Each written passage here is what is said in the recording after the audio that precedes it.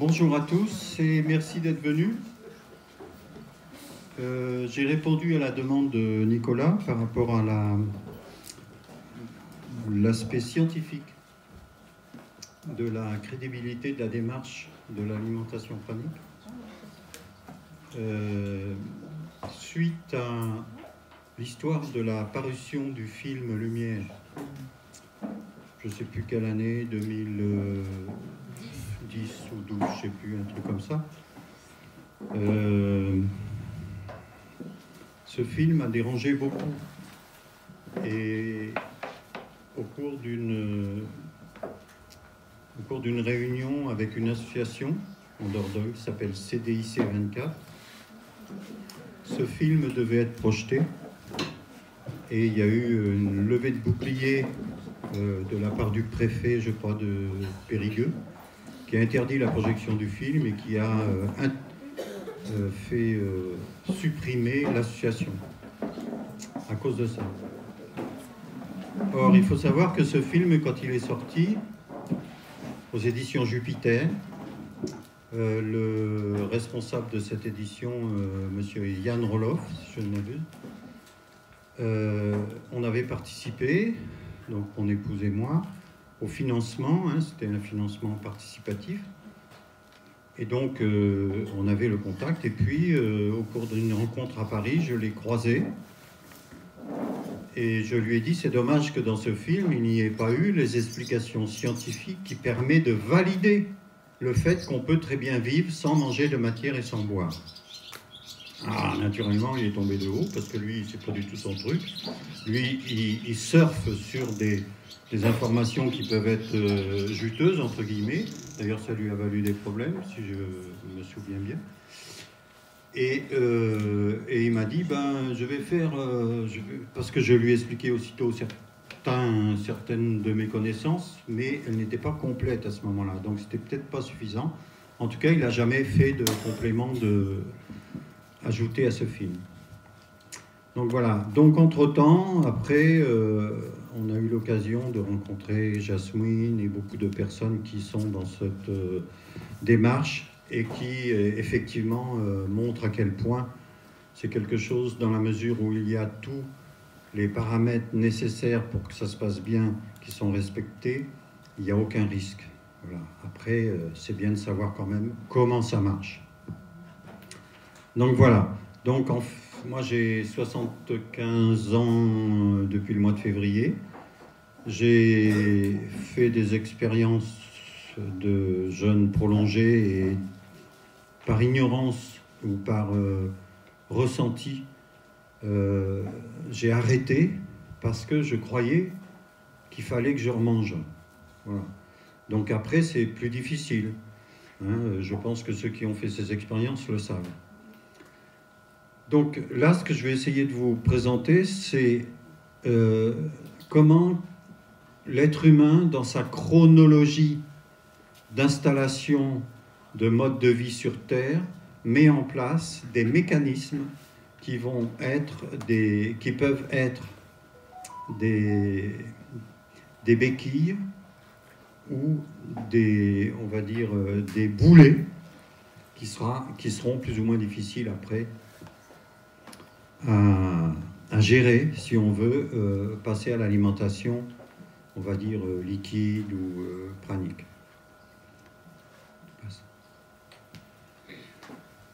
Voilà, donc pour moi, l'alimentation la meilleure à l'arrivée sur Terre, à l'atterrissage, c'est l'allaitement maternel. L'allaitement maternel qui a dans sa composition tout ce qui est nécessaire pour faire le lien avec le monde d'où vient l'enfant. C'est pour ça que je dis que le lait maternel, c'est de la voie lactée liquide. L'enfant vient des étoiles et il est nourri par un lien qui vient des étoiles, le lait maternel. Et je pense que les mamans, quand elles allaitent, même si elles ne le savent pas, elles doivent bien sentir cette énergie. Voilà. Voie lactée liquide. Donc, dans l'idéal, à l'origine, l'être humain est conçu pour vivre en se nourrissant essentiellement des ambiances de l'air lumineux de l'atmosphère terrestre, fécondé Donc cette atmosphère est fécondée, hein, c'est exactement le mot qui convient, par les rayonnements solaires issus du cosmos. Donc la galaxie capte toutes les informations cosmiques et le Soleil, dans cette galaxie, sur le bord de cette galaxie, toujours en mouvement, comme un grand vortex, capte les énergies cosmiques et les émet dans son champ d'énergie, hein, un rayonnement qui va rencontrer le rayonnement de l'atmosphère terrestre. Ces rayonnements, sous forme d'ondes sonores et lumineuses, sont à l'origine de toute forme de manifestation de la vie sur Terre. Donc j'insiste là-dessus. C'est-à-dire que les ondes sonores et lumineuses, on va voir à quel point c'est important de faire la nuance entre le son et la lumière. La lumière visible n'est que 0,1% d'une lumière noire immobile qui remplit l'espace partout dans l'univers et qui a toutes les informations. Donc en fait, ce que l'on voit, c'est 0,1% de la réalité qui existe dans le non-visible et qui permet au visible d'exister. Ça va, vous suivez? C'est pas trop abstrait? Bon, je pense que beaucoup savent déjà ça, mais c'est bien pour ceux qui ne le savent pas ou qui découvrent. Donc ça, c'est quelque chose dont il faut être conscient en permanence, parce que des fois on ressent des choses et en fait c'est une réalité mais qu'on ne voit pas. Donc il faut s'habituer à être dans la connexion à ce non-visible, parce que ce non-visible, c'est le monde de demain, c'est le monde libre, le monde de l'acceptation de l'autre dans le contexte qu'il est, etc. C'est-à-dire que c'est une vision d'une réalité qu'on ne voit pas, mais qui existe et qui nous appelle à devenir la réalité de demain. L'être humain animé par une âme spécifique, aérienne. Donc ça aussi, c'est important de le conscientiser aussi, qui pénètre le corps au moment de la première inspiration. En s'incarnant sur Terre, vient vivre une expérience initiatique spirituelle,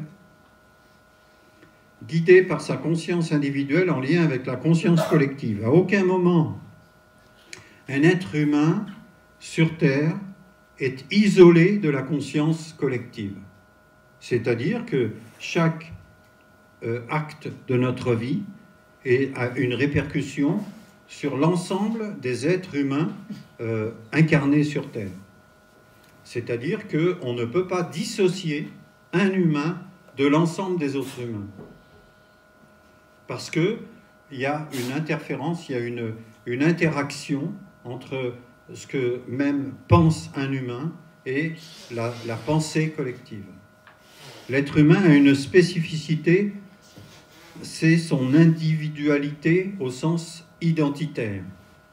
Et c'est ce qui fait la richesse d'un groupe. Et tout ce qui est mis en œuvre par le système sociétal dans lequel on vit, aussi bien au niveau des médias, au niveau des sciences dans tous les domaines, la santé, même l'agriculture et tout, on veut réduire ça à une seule et unique vision des choses. Or, nous sommes nécessairement spécifiques. Chacun a une identité, une spécificité, et c'est grâce à la richesse de chacun qu'on peut faire un groupe très riche. Voilà, c'est la biodiversité humaine, et on en reparlera tout à l'heure. Durant son passage sur Terre, son corps physique est nourri en fonction des besoins de son âme, dont la base est l'amour. Donc ça, c'est ce qui se passe dès l'arrivée sur Terre. C'est pour cette raison que l'allaitement maternel va mettre en place justement cette relation avec un environnement basé sur ce que l'on aime. Et l'enfant, entre la douceur du sein de sa mère, les caresses, les chansons, les odeurs, etc., va pouvoir arriver va pouvoir mettre en place des repères sécurisants. Voilà. Alors, je vous parle toujours de l'idéal. Hein. Il ne faut pas culpabiliser si ce n'est pas toujours comme ça. Mais il faut savoir que ça peut être comme ça. Voilà, donc on peut se poser la question, qu'est-ce qui me nourrit vraiment? Donc, c'est pour ça que je parle de quelque chose qui fait toujours comme une forme de bonheur en soi. Le rire d'un enfant, c'est communicatif, hein. Au bout d'un moment, on éclate de rire, c'est nécessaire, c'est du bonheur. Le chant d'un ruisseau, le ruisseau, il faut savoir qu'un ruisseau, il enregistre tous les sons, aussi bien des oiseaux que les voix humaines. Voilà. Et donc, le chant d'un ruisseau, il a en mémoire l'histoire du lieu. Et c'est très important de comprendre ça. Essayez d'aller dormir une nuit de printemps ou d'été au bord d'un ruisseau, vous allez entendre, faut pas que ce soit un torrent, hein, mais vous allez entendre des voix toute la nuit. C'est vrai, hein? Faites l'expérience. Le chant d'un ruisseau, le parfum d'une rose. Alors, bon, s'il y a encore des roses qui sentent bon, en tout cas, s'il y en a, bouturez-les et assurez-vous qu'elles ne disparaissent pas. La caresse du vent dans mes cheveux, etc., etc. Donc, il y aurait plein de choses à dire là-dessus, mais c'est ce qui va permettre le développement de nos sens, de la sensualité, pour pouvoir être plus attentif à notre environnement en permanence. Donc, pourquoi allaiter son enfant et combien de temps? Donc, pendant les 4 premiers jours, le lait se compose essentiellement d'un produit qui s'appelle le colostrum, qui est riche en virus bactériophages. Les bactériophages, ce sont des bactéries qui mangent d'autres bactéries. C'est pour ça qu'on les appelle bactériophages. D'accord? Et notre système digestif ne pourrait pas fonctionner sans l'existence des virus bactériophages. Et donc, un virus, c'est une bactérie qui évolue en fonction d'un contexte pour harmoniser le contexte. D'accord? Quand il y a un excès de bactéries, un excès de bactéries qui ne correspond pas au terrain, qui déséquilibre le terrain, à ce moment-là, la bactérie mute en virus pour harmoniser le terrain. D'accord? Vous avez vu, quand ils ont fabriqué des vaccins il y a quelques années, donc je vais dire quelques gros mots, hein, le Covid et compagnie, ils ont, à chaque fois qu'ils faisaient des expériences de vaccination, comme par hasard, il y avait des mutants. Enfin, des mutants, je ne sais plus comment ils ont appelé ça, un truc comme ça. Les variants. Oui, c'est des mutants. Donc ces variants, en fait, c'est une réaction naturelle de l'organisme, ça s'appelle le pléomorphisme, c'est-à-dire que les bactéries vont réagir dans le corps physique pour fabriquer des virus, pour neutraliser le produit qu'on a injecté dans le corps. D'accord? Voilà. Et donc, ça va avoir une réaction qui, a priori, à la base est naturelle, mais qui va réagir à un produit qui lui, n'est pas naturel. Voilà. C'est pour ça que ça génère ce qu'on appelle des variants, qui atténuent progressivement le produit d'origine. Donc le colostrum, lui, riche en bactériophages, pendant les 4 premiers jours après la naissance, va nettoyer le système digestif et mettre en place une flore intestinale, le microbiote, adapté au lait de la maman. Alors on va voir ce microbiote, on verra tout à l'heure à quel point c'est important pour ceux qui ne mangent plus de matière. C'est le début d'une relation affective et sensuelle entre l'enfant et sa maman, répondant au mieux aux besoins essentiels du nourrisson. Alors ça, c'est pas toujours gagné, parce que l'enfant, quand il vient au monde, il a quand même des mémoires, sauf si c'est la première incarnation, et à ce moment-là, c'est l'idéal, il a la mémoire de la source, tout va bien, il n'y a pas de problème, quoique. Et là, l'enfant, des fois, il pleure, on ne sait pas, et on fait tout ce qu'on peut pour répondre à ses besoins, mais c'est pas gagné. Et donc, comment il fait, l'enfant? Eh bien, il va s'adapter. Donc, il met un petit voile, hein, pour pouvoir continuer à vivre malgré tout. Voilà.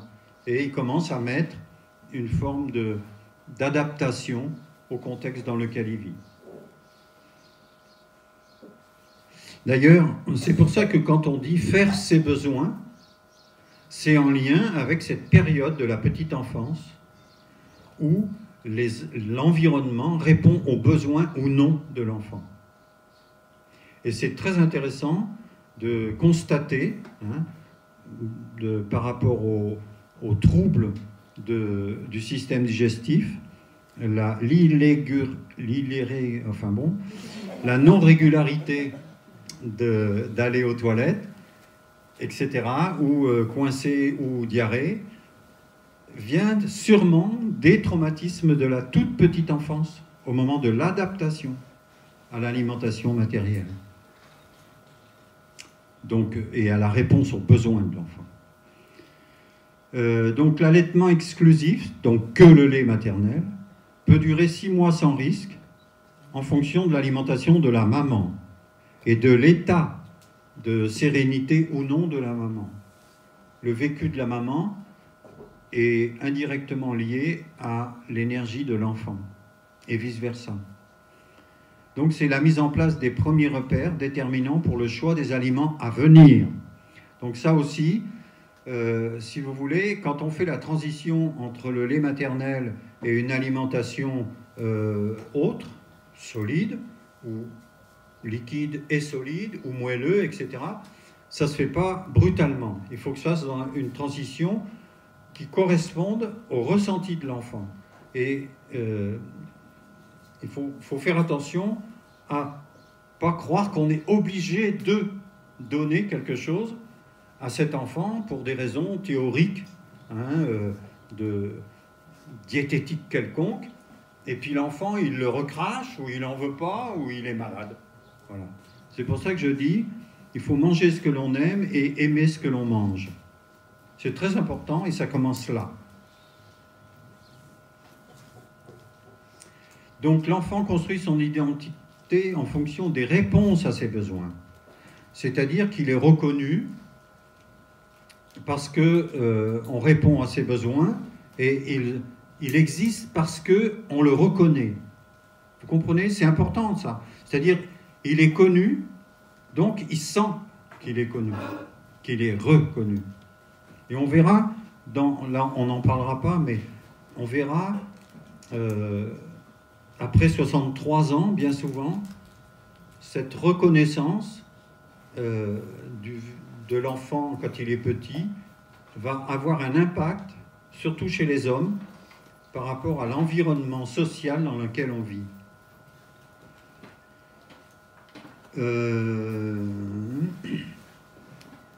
Il met en place un comportement, une personnalité qui est le reflet de la relation affective avec son environnement, basée sur l'amour, aimer et se sentir aimé. C'est très important de comprendre ça. Il va s'adapter aux ambiances, quelles qu'elles soient, en mettant, si nécessaire, des voiles sur son identité de naissance.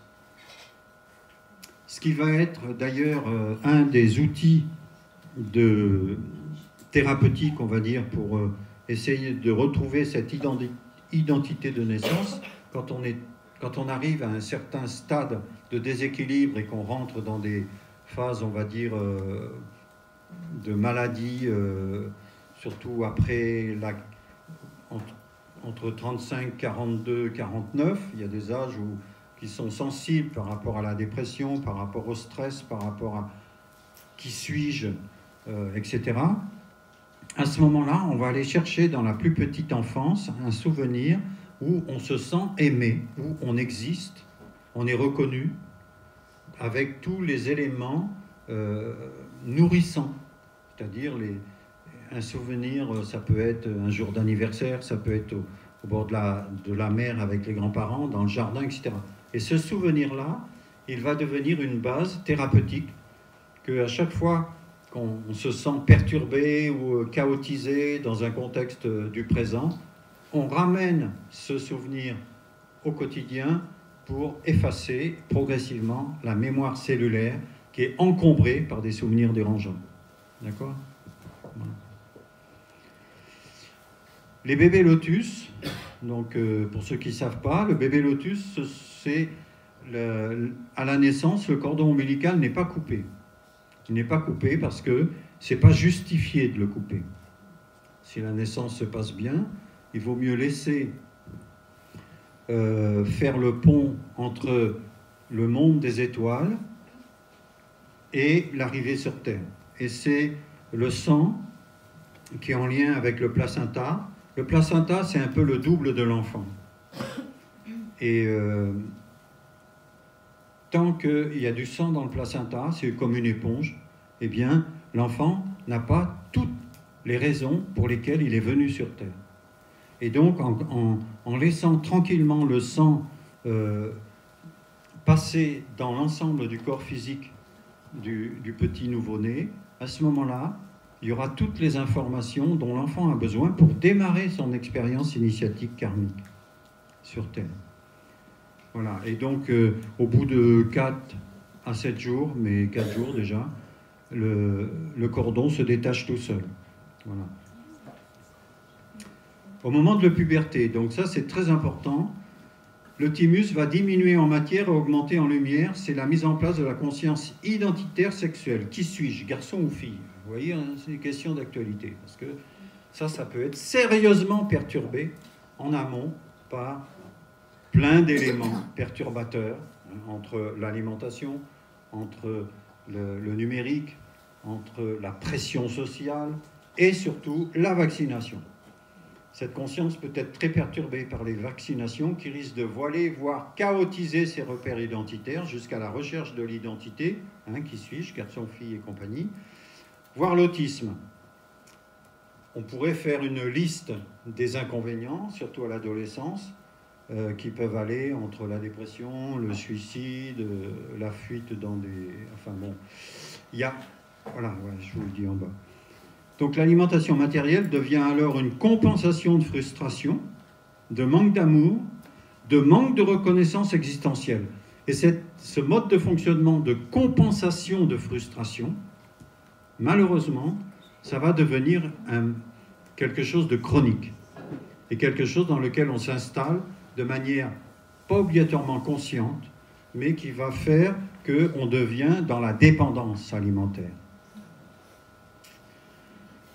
En réaction à cette déstabilisation, l'adolescent sera tenté d'aller vers l'utilisation donc de produits de substitution, jeux, vidéos, alcool, drogue, médicaments, etc., pour fuir le monde dans lequel il se trouve à la quête d'un idéal qui lui convient. Et malheureusement, ce n'est pas toujours la bonne solution. Et on sait que c'est de plus en plus le reflet d'une société qui se perd dans énormément de produits de substitution, voilà, de compensation, de mal-être, etc. Donc, à la naissance, le corps physique n'est pas fini. Donc, le cœur a un passage entre les deux oreillettes qui s'appelle le foramen ovale, qui se fermera... Alors, pourquoi il y a ce passage? Parce que tant que l'enfant est dans le ventre de la maman, dans le liquide amniotique, il vit il a une vie aquatique. Donc il n'y a pas de différence de pression entre les différents éléments du cœur, l'organe cœur. Et donc il y a le cœur baigne dans le sang et le sang inonde le cœur. Et ce foramen ovale se fermera de quelques semaines à quelques mois. Donc là aussi, il y a plein de suppositions parce que je ne crois pas qu'il y ait vraiment eu d'études et de recherches diagnostiques là-dessus. Mais ce qui est certain, c'est que ça va être en fonction de la relation d'amour avec un holistique, on va dire, entre l'enfant et sa maman.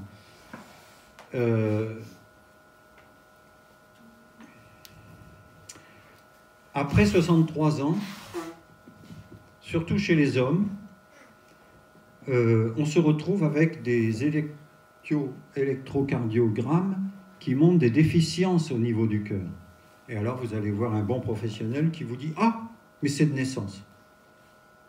En fait, la fuite qu'il y a est tellement faible qu'elle va permettre à la personne de vivre normalement jusqu'à un certain âge, en l'occurrence l'andropause, ou une période charnière dans la vie où on change de statut, c'est-à-dire on est dans un monde qui change, qui évolue, où on part vers, avec l'âge, une forme de mise un peu à l'écart du monde actif, etc. Et on commence à se poser la question par rapport à est-ce que j'existe, tout simplement. Il y a beaucoup de gens qui meurent peu de temps après la retraite.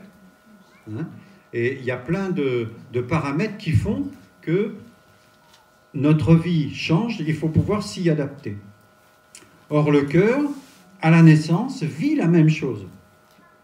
Son changement d'état aquatique à l'état aérien se passe plus ou moins bien en fonction de la relation d'amour avec son environnement. Et le cœur, qui n'est pas une pompe, hein, pour ceux qui croient encore ça, c'est un muscle qui se contracte avec une torsion qui n'est autre qu'un vortex. Donc on verra le principe du vortex, à quel point c'est important, et qui va engendrer une énergie qui va se répercuter sur l'ensemble des vaisseaux dans le corps physique. Voilà. Mais ce n'est pas une pompe. Le sang, dans les vaisseaux, ne circule pas dans sa globalité. Il y a quelques éléments du sang qui circulent dans les vaisseaux, mais la totalité du sang ne circule pas dans les vaisseaux. Et le cœur ne pourrait certainement pas pousser, s'il était une pompe, ce liquide qui est assez visqueux et qui, sur des, je ne sais plus combien de kilomètres de petits vaisseaux, des capillaires, c'est absolument impossible. Et c'est le sang qui fait battre le cœur. Et c'est le reflet de l'ambiance dans laquelle on vit. Donc plus on sera en joie, plus on sentira une énergie d'amour, une ambiance chaleureuse autour de soi, et plus, on va dire, il y aura une énergie qui permettra au cœur, au sang plutôt, de faire vivre le cœur comme il se doit. Le sang irradie, c'est-à-dire qu'il a un rayonnement de type radiation. Vous voyez ? Et c'est ce qui donne une lumière que parfois les gens voient.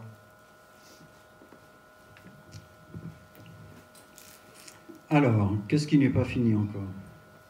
L'oreille interne.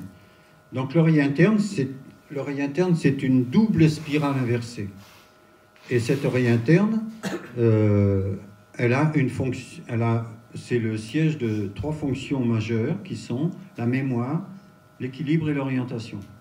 Si au cours des 3 premières années, ou pendant les 3 premières années de la vie, il y a un déménagement, il y a un éloignement de la maman, il y a une violence de la part de la mère ou carrément une ambiance qui n'est pas du tout dans l'harmonie et l'amour, l'enfant peut avoir des gros problèmes par rapport à une de ces trois fonctions, voire les 3. Donc, fonction de l'équilibre, souvent, hein, on voit des enfants qui cherchent leur équilibre, il faut se poser la question pourquoi. L'orientation, dès qu'on s'éloigne, est complètement perdue. Et la mémoire, posez-vous la question, posez la question d'ailleurs aux gens autour de vous, vous verrez, ceux qui ont la mémoire de leur petite enfance ou non. Voilà, donc après, on va rechercher comment on peut gérer ça. Donc, il y a les travaux du docteur Tomatis, qui n'est pas toujours apprécié par tout le monde parce que c'est trop nouveau dans son approche quand il a démarré ça. Et pourtant, Dieu sait si c'est intéressant. Et puis, si vous voulez, pourquoi ça fonctionne comme ça? Parce que le lieu où on vit et l'énergie de la maman, c'est en lien avec nos glandes surrénales. Et nos glandes surrénales, c'est un peu le starter, c'est un peu le démarreur du moteur corps. Et donc, tant que ces glandes surrénales ne sont pas finies, eh bien, on peut dire qu'on aura plus de difficultés à gérer des problèmes de stress, de déménagement, etc. etc. Donc, les glandes surrénales se terminent à l'âge de 21 ans. Elles vont donc mémoriser toutes les ambiances stressantes, peur, abandon, trahison, joie, etc., dès la naissance et peuvent être à l'origine d'un terrain acide chronique, stress, non conscientisé en altérant le bon fonctionnement du système digestif. Par exemple, une naissance qui se passe de manière très difficile, qui génère un stress aussi bien au niveau de la maman que celui de l'enfant, eh bien, va s'installer un mode de fonctionnement basé sur un stress. C'est-à-dire que c'est le stress qui est l'aliment moteur du corps. On va donc avoir, dès le départ, une problématique stress qui peut générer un terrain acide, et ce terrain acide va perturber le système digestif.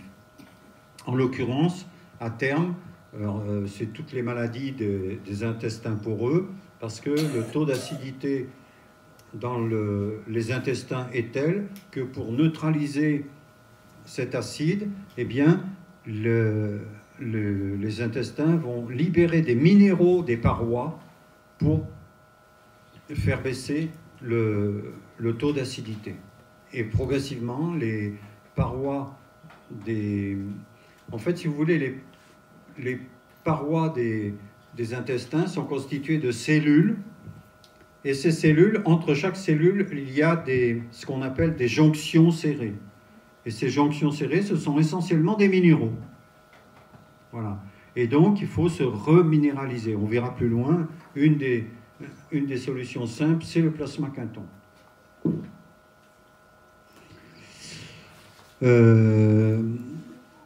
Donc, l'alimentation sera utilisée inconsciemment pour compenser ces états déstabilisants. En l'occurrence, on peut passer de l'anorexie à la boulimie, ou vice-versa, et ça peut mettre en place des troubles qui vont durer très très longtemps, parce que les repères volent en éclats. Alors, plus les repères mis en place dès la naissance, basés sur l'amour et la reconnaissance, sont clairs et stables, plus il sera possible de manger ce que l'on aime et d'aimer ce que l'on mange.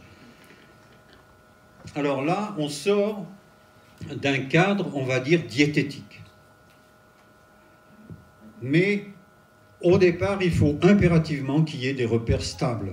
Il faut impérativement. Parce que sinon, si vous dites ça à un enfant qui est déjà complètement perturbé par l'alimentation, il va bouffer que des frites et je ne sais plus comment ça s'appelle, le truc où il y a la barbaque dedans, là.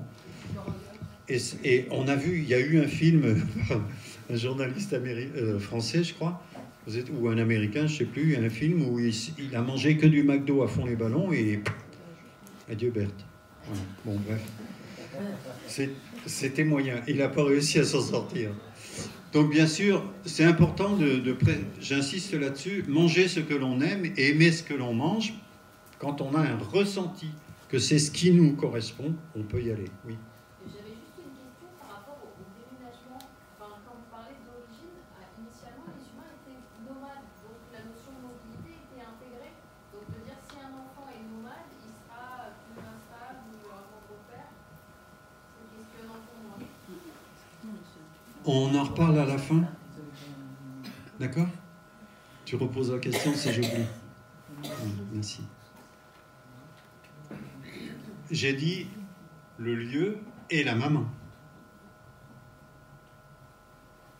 D'accord? Mais on reviendra dessus.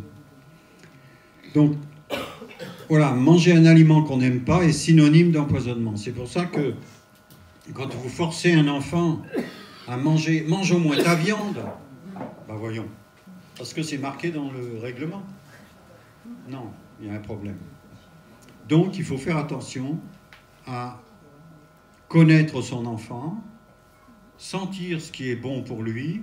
Nous, nos enfants, ils partaient, à peine ils savaient marcher, courir dans le jardin, ils mangeaient les fèves sur les pieds. Donc, voilà, c'était comme ça. Donc après, si on est trop coupé de la nature, il faut que les parents soient suffisamment conscients que l'enfant, il est à l'origine, il ne doit pas être séparé de la nature. Donc il y a des produits naturels vivants, qu'ils soient ou liquides ou solides, qui peuvent maintenir en permanence une forme de lumière intérieure qui va permettre à l'enfant de sentir ce qui est bon pour lui ou non. D'accord ?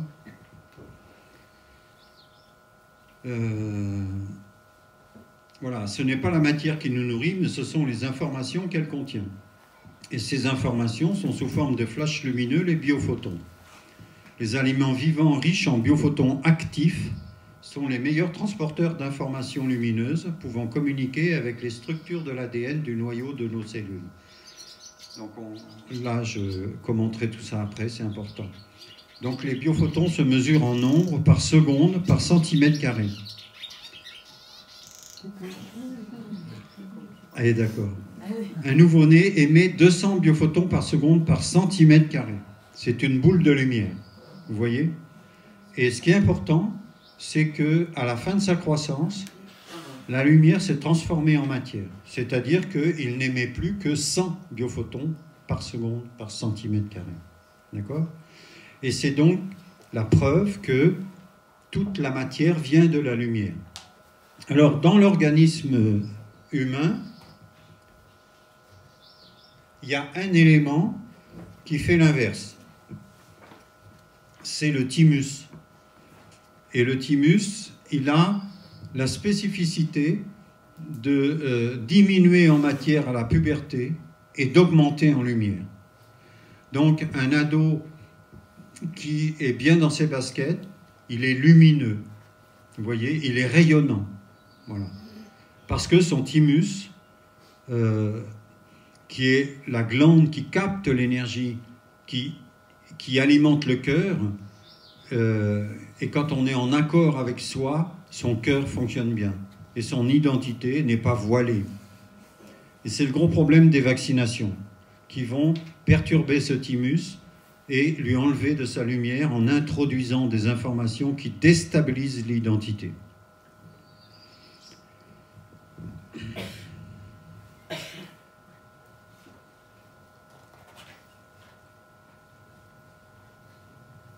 J'avais fini la page d'avant.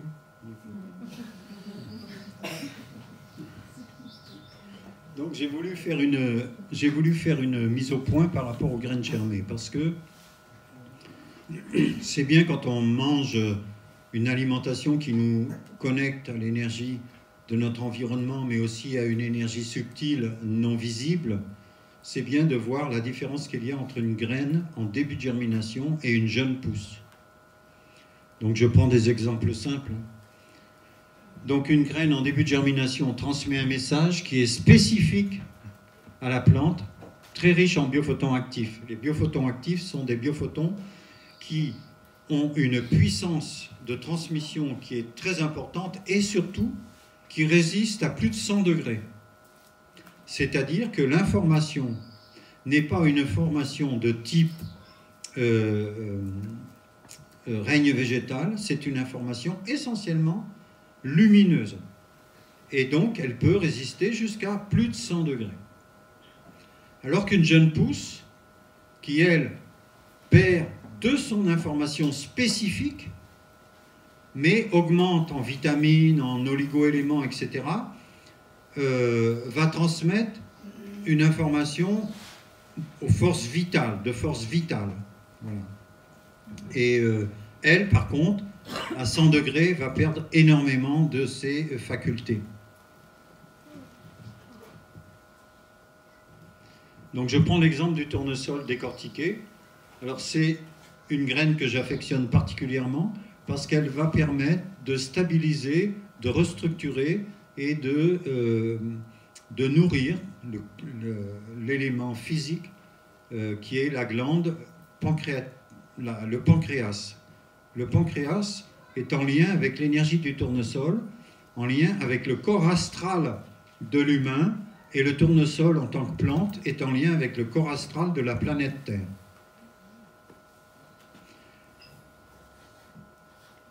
La fleur de tournesol, l'implantation des graines dans la fleur de tournesol est une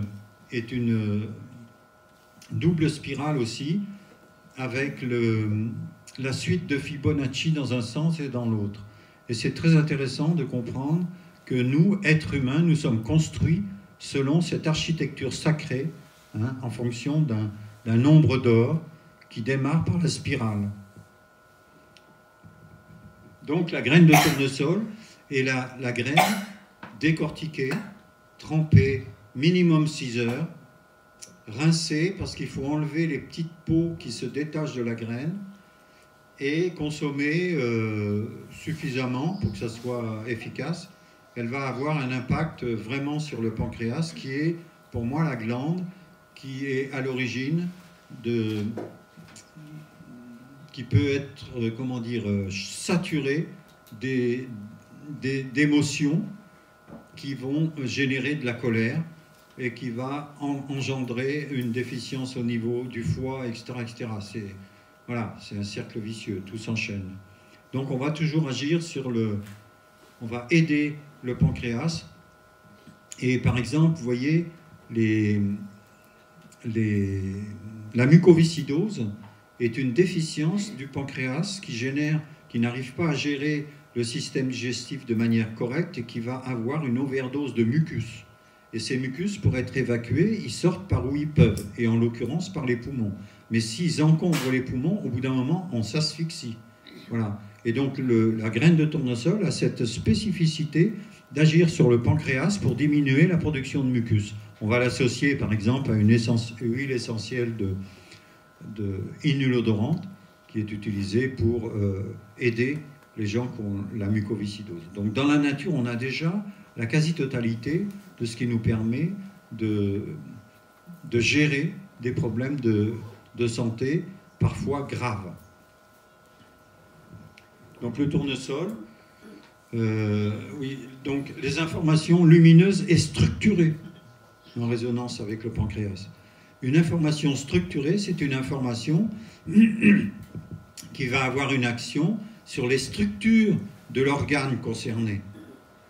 Et la structure, c'est nécessaire pour que les cellules de l'organe puissent s'assembler correctement. On n'a pas le temps de rentrer trop là-dedans, mais par exemple un cancer, c'est quand la structure lumineuse est détruite et les cellules cancéreuses viennent pour transmettre ce message, leur message, parce qu'une cellule cancéreuse est une cellule immortelle. Pourquoi? Parce que, enfin on les baptise immortelles, parce qu'elles ont une faculté, elles ont une très forte luminescence, et elles ne veulent pas quitter le lieu tant que la structure n'est pas réparée. Vous comprenez? Et là, quand la structure est réparée, elles libèrent leur message et elles disparaissent. Donc c'est important de comprendre ça. À aucun moment, on va essayer de tuer qui que ce soit dans notre corps. Ça ne marche pas. Donc on va changer le terrain pour que l'harmonie revienne. J'ai pris aussi l'exemple de la graine de seigle. Donc le seigle, c'est parmi les graminées, les céréales, c'est la céréale qui a le plus de développement racinaire. Et donc c'est cette céréale qui a la capacité d'avoir une très forte teneur en minéraux. Et avant la germination, le grain sec a une teneur en manganèse de je ne sais plus combien, mais avec la germination, je crois que c'est le manganèse, hein, le manganèse se transforme en fer, et un fer vivant, c'est-à-dire un fer qui a la faculté d'être un fer organique, donc qui peut être biodisponible, qui est assimilé par l'ensemble de nos cellules. D'accord? Donc, déficience en fer, on va voir à quel point c'est important. Et là, je reviens aux glandes surrénales. Problématique au niveau des glandes surrénales, carence en fer, affectif, connexion à la terre, etc., etc. Le seigle fait partie des outils qui permettent de redonner du fer dans notre organisme et qui permet d'avoir nos glandes surrénales qui vont pouvoir réagir d'autant mieux à l'énergie tellurique du lieu. D'accord? Parce que le fer est en lien avec l'énergie magnétique de la Terre. La graine germée de fenugrec. Alors ça, c'est une graine magique. C'est une graine qui a c'est un animateur, c'est une légumineuse, donc qui a une faculté de générer au niveau du système digestif, en stimulant le pancréas, il va aussi aider la thyroïde à s'adapter à un changement d'état. C'est la graine idéale pour les diabétiques. Il y a quasiment les vrais diabètes. Le terrain diabétique se met en place dans les 15 premiers jours après la naissance. C'est justement en fonction de cette réponse aux besoins générés par l'environnement de l'enfant. Voilà. Donc on peut avoir un terrain instable, mais qu'on peut gérer pour éviter de tomber dans l'histoire du diabète. En plus, il faut savoir que dans notre système médical académique, on croit qu'un diabète est toujours lié à un manque d'insuline. C'est quasiment jamais le cas. C'est une déficience pancréatique peut-être, mais il faut savoir que s'il n'y avait que le manque d'insuline, ça serait réglé depuis longtemps. Malheureusement, c'est pas ça, c'est pas que ça. Et on peut très bien remplacer le manque d'insuline par des produits naturels quand il y a une déficience en insuline. Mais souvent, le diabète, c'est plus en lien avec l'identité. Qui suis-je? Voilà. Donc c'est pour ça que je vous dis, ça se met en place dans les 15 premiers jours. À l'occasion, si on a le temps, on reviendra dessus.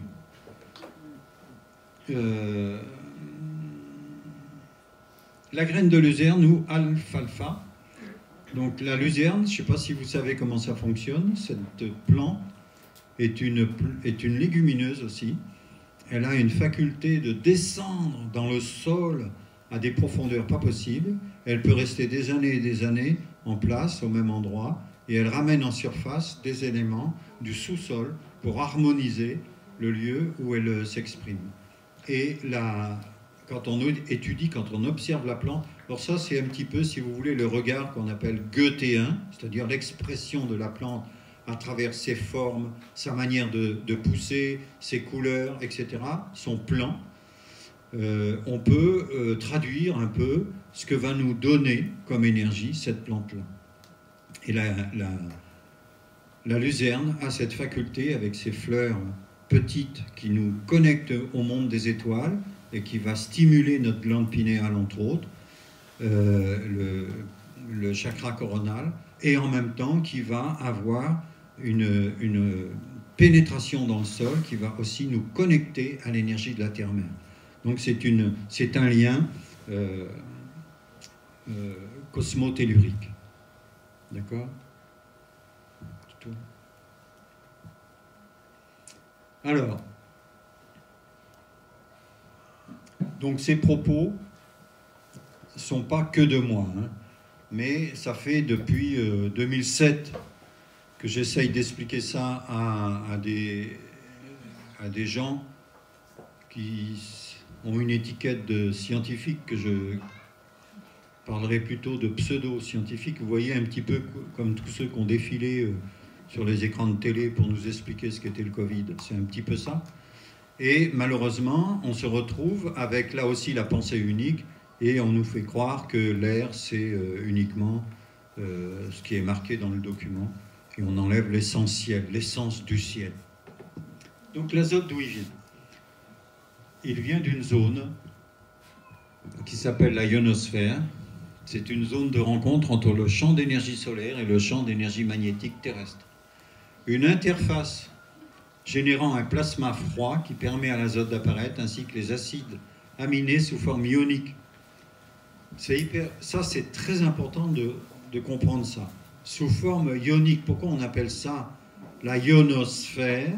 Parce que les informations qui nous viennent du Soleil par ce champ d'énergie radiatif chargé d'informations sont totalement inadaptées à la vie sur Terre. Il faut qu'elle passe par un adaptateur qui n'est autre que la ionosphère. D'accord? Donc, c'est pour ça que je parle que le Soleil féconde l'atmosphère terrestre dans la mesure où la ionosphère va rendre les informations assimilables et adaptables à l'atmosphère terrestre. Et donc c'est dans cet espace, on va dire plasma, une interface qui va permettre l'apparition de l'azote et les acides aminés sous forme ionique. Il faut savoir que les acides aminés sont dans l'air. autour de nous, comme l'azote. La ionosphère est comparable à la membrane d'une cellule. Hein, la Terre est une cellule, et la membrane d'une cellule va, alors est-ce que je l'ai mis là, ne va laisser passer les informations qui rentrent en elle que sous forme ionique. D'accord? Donc, la ionosphère fait la même chose par rapport à la Terre. Donc l'eau sous forme gazeuse, vapeur, apparaît et se condense progressivement à partir de la ionosphère, mais n'est pas toujours décelable. Au début, on ne la décèle pas, parce qu'il fait trop froid. Au-delà de la ionosphère, il fait moins 273 degrés. Ce qui veut dire que le Soleil est froid. Vous voyez? Ça, c'est pas une invention de moi, c'est plein de gens qui le disent, des scientifiques, depuis le début du 19e, 1820, c'est quoi, 19e siècle? Voilà. Et repris par des contemporains comme Jeanne Rousseau, Louis-Claude Vincent, etc. Donc le Soleil a une température qui oscille dans les 30 degrés, 30-40 degrés, je crois, c'est ce qui est dit. Hein. Après, j'y suis pas allé. Peut-être il y en a qui sont allés. Et qui émet des rayons, des rayonnements, des radiations, donc des rayonnements et des radiations sonores et lumineuses. Et c'est grâce à ces rayonnements que l'atmosphère se réchauffe, grâce à la vapeur d'eau de l'air. On reviendra là-dessus tout à l'heure. Voilà. Et l'eau n'est pas toujours décelable. C'est pour cette raison que, si vous voulez, on ne peut pas savoir vraiment la quantité d'eau qu'il y a dans l'atmosphère, parce qu'elle se cache dans l'air. Ça, c'est important de le comprendre. Et elle apparaît si c'est nécessaire. Donc l'atmosphère terrestre est constituée de différentes couches séparées par une mince couche d'eau à 4 degrés, comme un immense condensateur, selon Victor Schauberger. Victor Schauberger, c'est un scientifique autrichien qui est à l'origine de la mise en valeur du principe du vortex. Vortex, on va voir, c'est très important dans l'apparition de la matière. Pas de vortex, pas de matière. Chaque couche chargée d'informations va se décharger en transmettant ces informations à une couche voisine, générant une différence de potentiel. Alors, c'est quoi une différence de potentiel? La DDP. La différence de potentiel, vous voyez, c'est l'exploitation, c'est l'électricité qu'on utilise, l'électricité domestique, à une différence de potentiel entre la Terre et l'énergie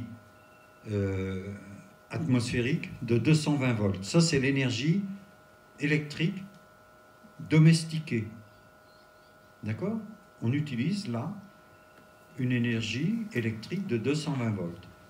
C'est une différence de potentiel en volts avec des fréquences.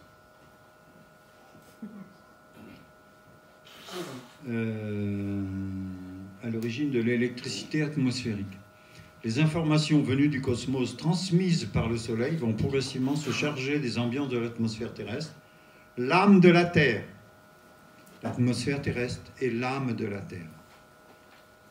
Et elle est très sensible à ce qui se passe sur Terre, afin de nourrir la vie sur la planète. L'ambiance de la manifestation de la vie sur Terre est le reflet de l'ambiance de l'atmosphère terrestre, et vice-versa. Les champs d'énergie de la Terre et du Soleil communiquent entre eux en permanence. Il y a un scientifique, comment il s'appelle, François Trogiani, qui a écrit un livre, L'homme électromagnétique, qui explique dans son début de livre que quand il y a une explosion nucléaire sur la planète Terre, 100 jours après, une image apparaît sur le Soleil. C'est-à-dire qu'il y a 100 jours entre un événement au niveau de la lithosphère, de l'atmosphère terrestre, basse couche de l'atmosphère, lithosphère, et 100 jours entre l'événement et l'arrivée sur le Soleil. Il y a donc en permanence des échanges d'informations. Et est-ce que le Soleil n'est pas là pour essayer de nous envoyer des messages peut-être de sagesse ou d'invitation à la réflexion en fonction des événements. Vous voyez? On peut se poser la question. Ouais. Posons-nous la question. Donc, d'où vient la matière? Toute forme de matière vient du non-visible et apparaît avec une chronologie similaire partout dans l'univers. Donc ça, c'est pas que sur Terre. Grâce à l'énergie du vide générée par un vortex en réponse à une demande dans le visible. Il faut toujours, pour qu'il y ait un vortex, qu'il y ait une raison juste, une raison qui a un sens avec l'expression de la vie. Donc la chronologie d'apparition dans l'ordre, c'est l'état plasmique, vapeur, liquide, moelleux ou gel et solide. C'est exactement ce qui se passe en l'occurrence pour le sang. Un globule rouge, quand il arrive dans les vaisseaux sanguins, il sort de son état plasmique pour passer par les différentes étapes et arriver moelleux, gel, solide. C'est-à-dire qu'il va arriver, circuler dans le sang, c'est un des rares éléments qui circule, il circule à une vitesse de 5 mètres à l'heure. Non, même pas, c'est 2,50 m à l'heure, pardon. Donc c'est pas très rapide. Et c'est lui qui est à l'origine de la fabrication de la moelle osseuse. Et de la moelle osseuse fabrique l'os. Et c'est comme ça que ça fonctionne. C'est-à-dire, par exemple, une leucémie, si vous étudiez la progression d'une leucémie, vous allez voir que la personne qui vit une leucémie vit dans une ambiance désagréable pour elle, une mauvaise ambiance, donc son sang est le reflet de l'ambiance dans laquelle la personne vit, et en plus, dans l'évolution de la maladie, ça se termine par la destruction de l'os, des os. C'est intéressant. Donc il faut vite réparer l'ambiance pour que le sang redevienne nourrissant et puisse continuer à fabriquer une moelle osseuse et des os corrects. Voilà. Et ça marche. Chaque particule de matière, photon, s'organise en fonction d'une structure lumineuse dans un champ morphogénétique qui existe dans le non-visible avant l'apparition de la matière dans le visible. Pourquoi je vous dis ça? Parce que si, par exemple, en gémothérapie, par exemple, quand on observe un bourgeon avec nos yeux, on peut imaginer que au-delà du bourgeon, il y a déjà le schéma de la feuille qui est là, mais qu'on ne voit pas. Donc c'est cette structure lumineuse qui est déjà projetée dans l'avenir, qui va permettre à la matière de s'organiser en fonction de cette structure lumineuse. Et les humains fonctionnent comme ça. Un enfant, il a une structure lumineuse qu'on appelle le corps éthérique, et ce corps éthérique va être là, le support, pour que l'ensemble de ces cellules s'organisent et de ces organes pour qu'ils puissent grandir, qu'ils puissent pousser. Sauf que si les ambiances extérieures le pressent, l'oppressent, le contraint, à ce moment-là, il n'arrive pas à pousser, grandir correctement, librement, et il peut y avoir des problèmes, ça peut être au niveau des vertèbres, au niveau des membres, etc., etc.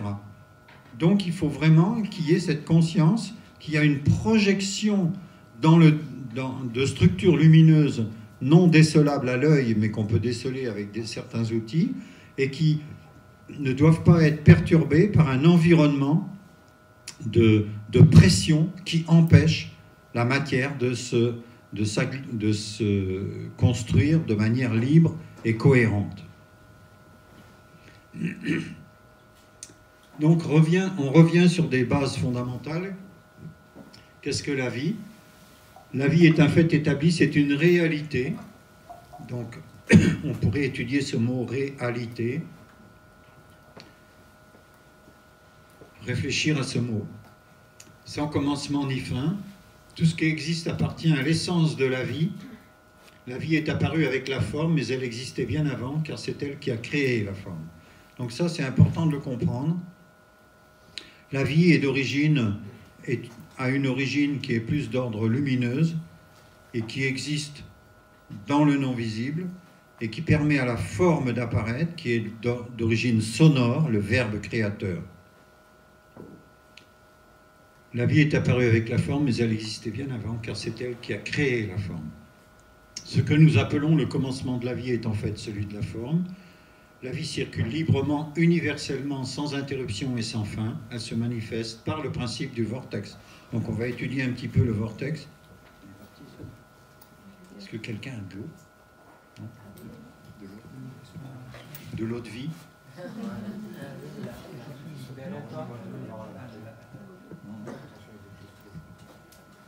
Tu veux pas que je boive une question? Non, c'est bon.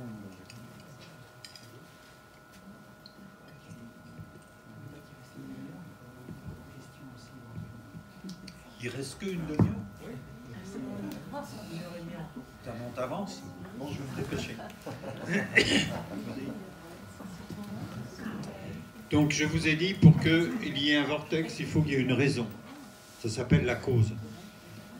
Et le vortex va générer une forme, c'est l'effet. La lumière transmet l'énergie, le son donne la forme. La matière est en suspension dans l'air lumineux. Chaque être humain émet un son. D'accord? On verra à quel point c'est important de comprendre ça. C'est une onde de forme. Donc voilà le principe du vortex. Donc les particules sous forme de photons sont en suspension dans l'univers, dans l'air, et pour une raison spécifique, il y a un vortex qui se crée comme une graine en début de germination. Et imaginez que dans ce vortex, il y ait la feuille qui est déjà sous forme de structure lumineuse non visible qui va permettre à la matière de s'agglomérer, de se manifester. Voilà, le vortex est formé par une succession de spires à l'origine de la spirale. Si on observe un vortex par-dessus ou par-dessous, on verra une spirale. Et c'est important, donc, d'aller vers ce mot respiration, dans lequel on trouve l'inspire et l'expire, où l'inspiration, c'est l'implosion, et l'expiration, l'explosion. Et Schauberger insistait sur le fait que notre société moderne utilise essentiellement l'énergie de l'explosion, alors que tout dans la nature utilise l'énergie de l'implosion pour exister, pour apparaître et pour vivre. Ces vortex sont activés par des échanges d'informations qui circulent toujours du positif vers le négatif. Ça aussi, c'est important de comprendre la polarité des choses. Sous forme d'ondes électromagnétiques lumineuses et sonores, le double vortex se manifeste dans une structure de type torique qu'on retrouve aussi bien du microcosme au macrocosme, en l'occurrence la Terre, la galaxie, les cellules, les étoiles, etc., etc. Voilà la coupe d'une cellule telle que je l'ai conçue, telle que je le conçois, et qui a été validée par beaucoup maintenant de médecins qui arrivent à régler des problèmes de santé qui n'arrivaient pas à régler grâce à cette vision du fonctionnement de la cellule, qui reprend les travaux donc, de Victor Schauberger avec le principe du vortex qui se développe dans le canal central et qui correspond aussi aux découvertes d'Émile Pinel, qui est à l'origine des 3 champs d'énergie à l'intérieur des cellules, champ H1, H2, H3. Si vous copiez ou si vous répétez ça, il faut pas le vulgariser. Il faut que ça soit respecté. D'accord? Parce que y a des gens qui répètent sans comprendre. Et c'est important de comprendre comment ça marche. Voilà. Donc j'ai schématisé rapidement les éléments importants de la cellule. Le centrosome, qui pour moi est le cerveau de la cellule, qui n'est pas du tout ce qui est dit au niveau conventionnel. Le noyau qui traverse la cellule, mais qui n'est pas dans la cellule, ce qui explique la justification des travaux de Émile Pinel et de Jacqueline Bousquet et le principe du vortex avec Schauberger, etc., etc. Et c'est dans ce noyau qu'on va retrouver des champs tourbillonnaires à l'intérieur desquels on va avoir l'ADN. Mais on va revenir sur ce qu'est l'ADN après. Voilà, d'où vient l'ADN. L'ADN, donc, c'est un acide désoxyribonucléique et à son origine du liquide interstitiel. Ce liquide circule dans le noyau qui traverse la cellule à très grande vitesse en alternance.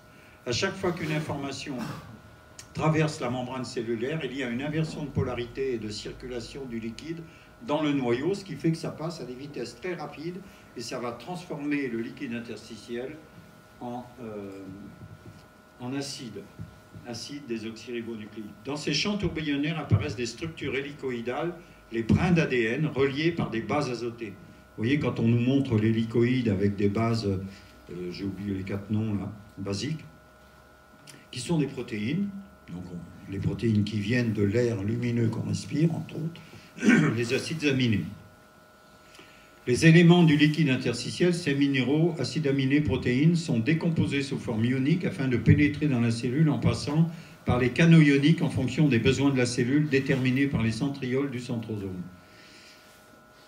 Ce qui peut expliquer en partie, à partir de là, ce qui peut expliquer l'alimentation pranique.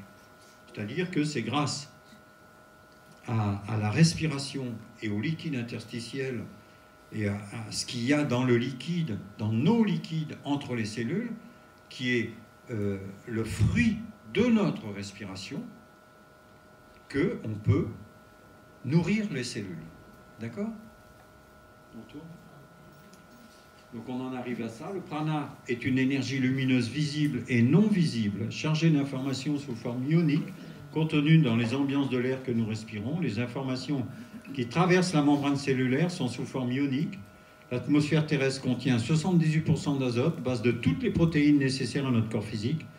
Le microbiote de l'ensemble du système digestif, riche en bactéries, détient la faculté de transformer l'azote de l'air en protéines assimilables par notre organisme. C'est pour ça que si on ne mange pas de matière, on a quand même besoin de notre système digestif pour transformer les acides aminés et l'azote de l'air en protéines pour nourrir notre corps physique. D'accord ? L'atmosphère contient aussi beaucoup de vapeur d'eau à l'origine de la manifestation de la vie associée à la lumière. Il est bien évident que quand je vous parle d'un élément de l'atmosphère terrestre, on ne peut pas le sortir, c'est l'ensemble qui fonctionne. Et il n'y a pas que ça, il y a aussi notre connexion à cet ensemble. Le sang se fabrique naturellement dans les poumons, donc ça c'est le docteur Marc Launay en mars 2017 qui découvre ça avec stupéfaction, alors que moi j'expliquais ça depuis 2010 à peu près, ou 2011. Suite à une double transmutation biologique à basse température qui passe par le silicium dans l'air, puis le fer dans les poumons, globules rouges. C'est quoi une transmutation biologique? C'est quand un élément apparaît suite à une modification d'un contexte, d'éléments qui, eux, disparaissent avec le nouvel élément qui apparaît, à la place du nouvel élément qui apparaît. Donc basse température, pourquoi? Parce que c'est la température du corps. Mais c'est obligatoirement plus de 4 degrés. Parce qu'à 4 degrés, l'eau, la molécule d'eau n'est pas un dipôle. Le dipôle, c'est quand il y a une DDP, une différence de potentiel entre l'atome d'oxygène et les atomes d'hydrogène. Et il faut impérativement qu'il y ait un angle entre l'atome d'oxygène et les atomes d'hydrogène. Et cet angle, il rentre dans l'architecture sacrée, le nombre d'or à 37 degrés. Vous comprenez? Tout ça, c'est important. C'est de l'âme liquide. L'âme étant, si vous voulez, l'élément qui nous anime. Hein? Donc c'est le sang qui nous anime, qui est le reflet de l'ambiance contenue dans l'air lumineux. Spirituellement, le corps est au service du sang. Le corps est au service du sang. La respiration devient une base alimentaire, d'où le respirianisme, dans la mesure où l'on vit dans une ambiance en harmonie avec son âme et sa conscience spirituelle. Tous les mystères de l'infini sont cachés dans l'instant qui sépare l'inspiration de l'expiration. Une phrase qui est issue du livre « Vivre en harmonie avec l'univers ». C'est pendant l'apnée ou le présent que l'information intègre la matière. Intention. C'est important de conscientiser ça par rapport à la conscience du présent. C'est pendant l'apnée. Ouais. La respiration à 4 temps qui prend en compte l'apnée à part égale avec l'inspire et l'expire permet une meilleure prise de conscience de soi-même. C'est un équilibrage et un centrage de notre être. On peut la pratiquer. Donc, nous, on utilise le CD de musique thérapeutique Harmonie que vous pouvez trouver sur le site yogaduson.fr. On peut pratiquer dans la nature la respiration nourrissante. Ça, c'est un travail personnel, mais qui est ouvert à tous et qui fonctionne qui est très puissant. Elle se pratique en nature dans une ambiance riche en informations, odeurs, couleurs, lumière, avec le rythme de la respiration à 4 temps. Donc on conscientise mentalement à l'inspire. J'inspire la vie qu'il y a autour de moi, avec un grand V. Pendant l'apnée, je sens la vie se répandre dans toutes les cellules de mon corps. Et à l'expire, j'expire l'amour et la lumière avec gratitude.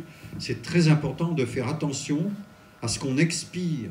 Quand on parle, la voix, c'est normalement une bénédiction. Vous voyez? La bénédiction, une bonne parole. Quand on émet à l'expire des éléments qui ne sont pas en harmonie avec notre environnement, à l'inspire, on aura le reflet de ce qu'on a expiré.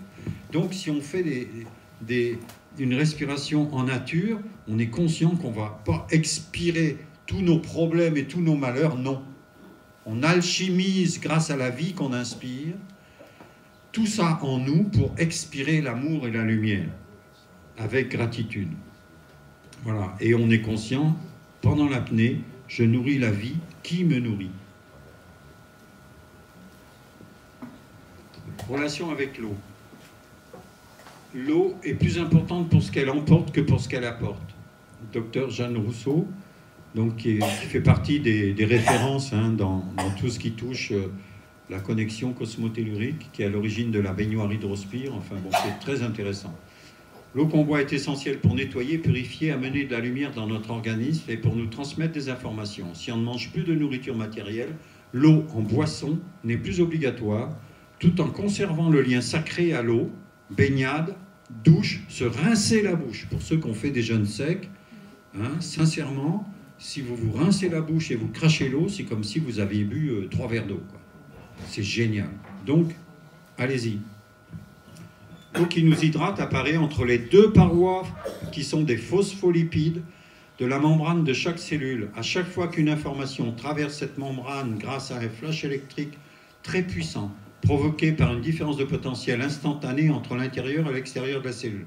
À ce moment-là, une molécule d'eau apparaît dans la membrane cellulaire qui est constituée de phospholipides dont les queues des phospholipides à l'intérieur de la membrane sont hydrophobes, donc ils n'aiment pas l'eau, mais l'eau apparaît et elle est éjectée à l'extérieur de la membrane parce que la tête des phospholipides sont hydrophiles, aiment l'eau. Vous comprenez le principe? Voilà. Si vous mettez 2 gaz, une proportion hydrogène-oxygène dans un bocal, vous aurez 2 gaz, mais vous n'aurez pas d'eau. Qu'est-ce qui manque? Un arc électrique. C'est ce qui se passe dans la membrane cellulaire. Et l'eau apparaît. C'est pour ça qu'on peut très bien, si on est propre, si on ne mange plus de matière, ne plus boire. L'eau est cachée dans l'air lumineux, elle est intelligente, elle apparaît là où la vie le demande, comme l'apparition du liquide amniotique sécrété par l'œuf fécondé dès son arrivée dans l'utérus de la maman. Donc ça, c'est vraiment important. Et il faut en être conscient de cette énergie divine qui nous est offerte en permanence, en abondance.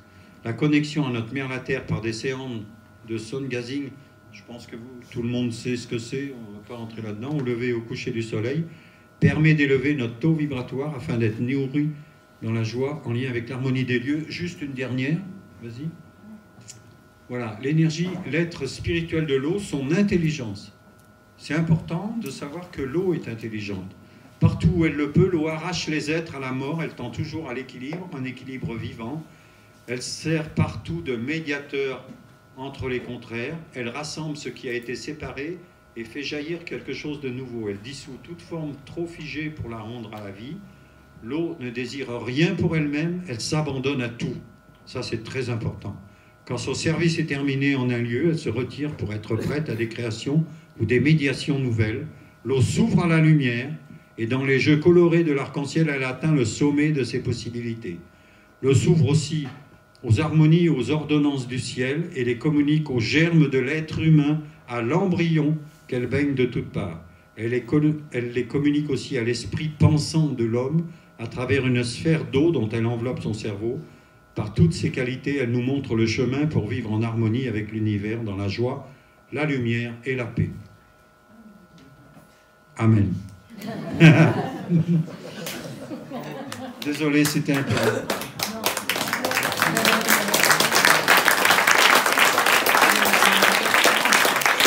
Donc je réponds tout de suite à la question de la voyageuse. La voyageuse, qui c'est qui a posé cette question tout à l'heure? Voilà. Donc tout à l'heure, quand j'ai parlé de ça, pendant les 3 premières années, la relation à la maman est prépondérante. C'est-à-dire que c'est la relation d'amour avec son enfant et la maman qui fait que l'oreille interne peut se développer tout à fait normalement. Quand il y a un déménagement, c'est un des éléments du terrain qui fragilise la formation de l'oreille interne. Mais ce n'est pas une obligation. D'accord? Voilà. Des questions? Ben voilà. Oui. Ces informations que vous donnez brutes comme ça, vous êtes allé les chercher où et quelles sont vos sources? Ah oui, mais tout le monde me dit ça. Alors moi, vous voyez, je suis un grand scientifique du jardin. Donc je vais les chercher dans le jardin. Voilà. Mais aussi plein de livres intéressants. Donc je vous invite à lire, notamment ça. C'est tiré du livre Le chaos sensible de Theodor Schwank. Oui. Il y a... C'est ce que je vous demande, des références, parce que là, vous êtes assez impératif et ça me déstabilise beaucoup. Ah mais c'est intéressant, si ça vous déstabilise, ça vous invite à faire des recherches. Des informations aussi, oui. Et en particulier par une sagesse spirituelle, oui. de connaissances, oui. védiques, et il y a des choses qui ne sont pas dites partout. Oui, mais moi je vous dis ça, ça n'engage que moi, hein. Mais c'est des travaux de recherche personnelle, il y a quelques éléments qui sont uniquement de moi, et donc, moi si vous voulez, si vous cherchez, je n'ai aucun référentiel. Si je dis que c'est moi la source, pour certains, ça n'a aucune valeur. Je préfère entendre ça que dire c'est comme ça. Oui, oui, non, mais je vous le dis. Il y a des informations qui sont tirées de livres, mais il y a des informations qui viennent de moi. Et mes informations, notamment celles de la cellule, c'est un croisement de recherches personnelles qui sont liées aussi... Oh, mince, ça, je vais enlever le micro.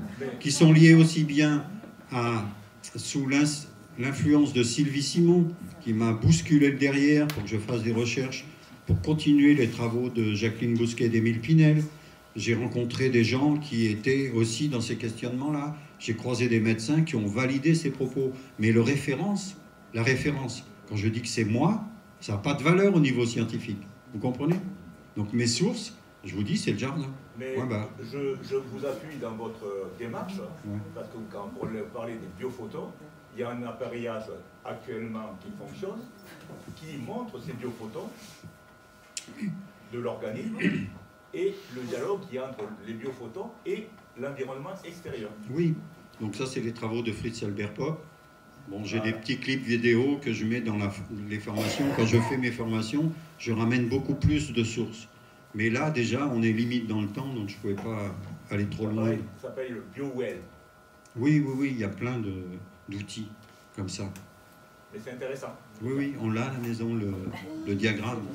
On nous l'a fait plein de fois, ça. Merci. Voilà. Mais c'est une réaction tout à fait légitime et régulièrement, c'est ce que j'ai, ce genre de questionnement. D'autres? Qui c'est qui parle là? Oui. Vous parliez que c'est le sang qui fait battre le cœur. Oui. Est-ce que c'est le cœur qui fait que le sang part en vortex ou le sang circule en vortex dans les veines ou quoi? Non, le sang ne circule pas dans les vaisseaux, dans les vaisseaux sanguins, dans les veines ou les artères. Il ne circule pas dans sa totalité. Donc là, actuellement, il y a des divergences entre certaines personnes. Donc celui qui est le médecin le premier qui a dit le sang ne circule pas, c'est le docteur Bernard Vial, qui est en Ardèche, avec qui j'entretiens des contacts. Et Bernard Vial, par contre, il ne remet pas en cause la composition de l'air et il ne sait pas que le sang, les éléments sanguins se fabriquent dans les poumons. Donc sa théorie, elle est très intéressante. C'est lui qui dit que les globules rouges circulent à une vitesse de 2,50 m à l'heure et le plasma, lui, ne bouge pas, ne circule pas. Mais maintenant, avec les travaux de Gérald Pollack sur le 4e état de l'eau, ou le 5e, je ne sais plus où ils en sont maintenant, entre tous ces grands chercheurs-là, c'est hyper compliqué, on en perd son latin, mais ils expliquent que c'est grâce à ça, au 4e état de l'eau, que le sang peut bouger dans les vaisseaux, etc. etc.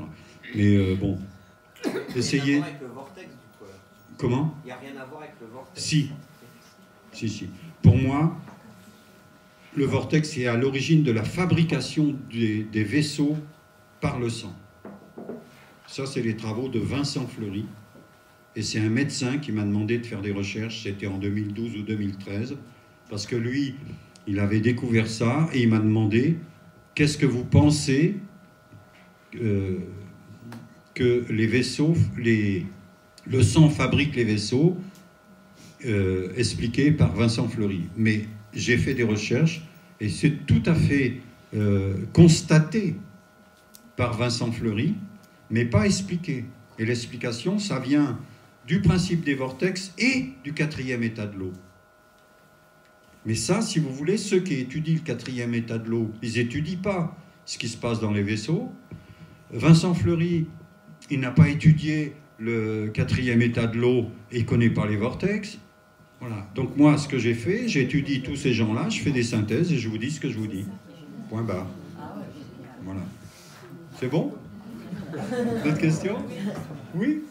Vous avez donné quelques éléments de nourriture qui peuvent soigner au niveau du pancréas, oui. Le tournesol, le sel. Mais est-ce que vous proposez aussi des solutions plus vastes quand tout a été à l'envers dans le début de la vie, accouchement traumatique, allaitement difficile, séquelles et conséquences sur le corps physique importantes, et puis un adulte qui viendrait et demander des solutions. Qu'est-ce qu'on peut trouver, qu'est-ce qu'on peut proposer? Est-ce que vous avez réfléchi aux solutions? Globalement, je pense qu'il y a essentiellement partir sur le principe de l'alimentation vivante, des jus, mais il y a quelque chose qui me semble quand même facile d'accès et qui est quand même particulièrement intéressant, c'est le plasma Quinton. Voilà. Et le plasma Quinton, on retrouve dans le sang et le plasma Quinton la totalité des éléments du tableau de Mendeleïev.